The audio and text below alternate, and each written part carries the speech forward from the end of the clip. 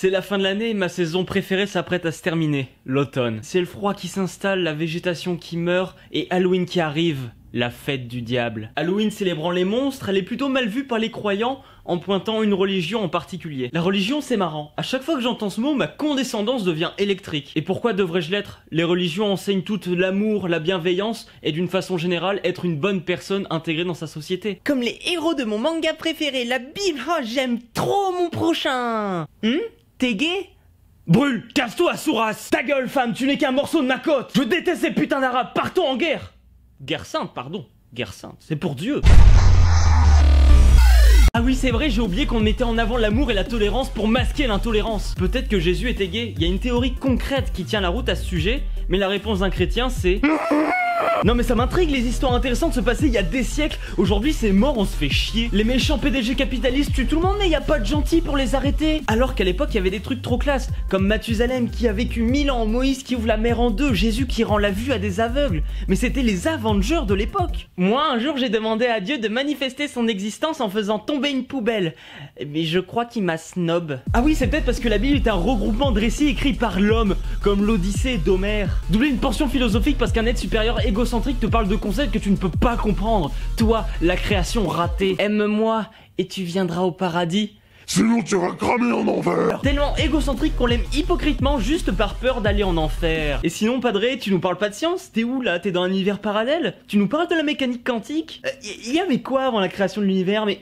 Et t'attends quoi pour le terminer? Autant vite ramener tes enfants là-haut au lieu de te pignoler. Comme quoi c'est bien hypocrite. À l'époque les phénomènes inexplicables on disait juste que c'était Dieu qui pétait son câble. Comme le déluge avec l'arche de Noé. C'était juste Dieu qui voulait reboot l'humanité. Sauf qu'aujourd'hui la science expliquerait voire même annoncerait le déluge à l'avance. Du coup c'est drôle les chrétiens scientifiques. Parce que pour la portion explicable ils te sortent l'explication scientifique. Et pour le reste c'est Dieu. Ce qui fait que la religion se fait sans arrêt repousser. Ce qui en fait quelque chose de plus philosophique que scientifique. Mais il y a vraiment besoin de suivre un courant de pensée unique et totalitaire pour être quelqu'un de bien? Tu peux pas apprendre à être quelqu'un de bien par toi-même, faut que tu continues à écouter des histoires comme si tu croyais encore au Père Noël ou à la petite souris. Je suis un prêtre représentant de ma religion et prêcheur de la bonne parole. Oh, un gosse, je le baiserais bien ce salaud. Et comme je suis un homme, je suis un pécheur. Et puis Jésus est mort sur la croix pour mes péchés, donc bon. Putain, Jésus il est pas allé se planter là-haut tout seul, c'est les Romains qui l'ont condamné. C'est bien d'avoir un sens pour la mort du héros principal, mais il faudrait que ce soit en raccord avec la réalité. La religion est de toute façon basée sur des mythes centenaires flous où même les archéologues, historiens et croyants n'arrivent pas à se mettre d'accord. Et on a construit une société sur ça, un putain de château de cartes. Je comprends qu'on peut avoir peur de la mort, je comprends qu'on ait besoin de s'attacher à quelque chose, mais quand on voit ce que dit Dieu, on dirait juste un père qui a peur de perdre l'amour de ses enfants. Aimez-moi et je vous emmène à Disneyland.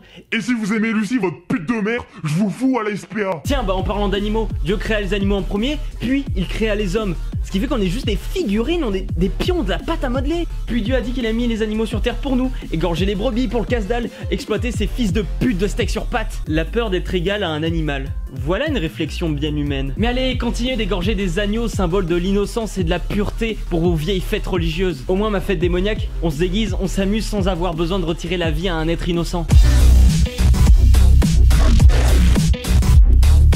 D'après la Bible, Dieu est notre berger et nous sommes les brebis. Mais n'oublions pas qui emmène les animaux à l'abattoir.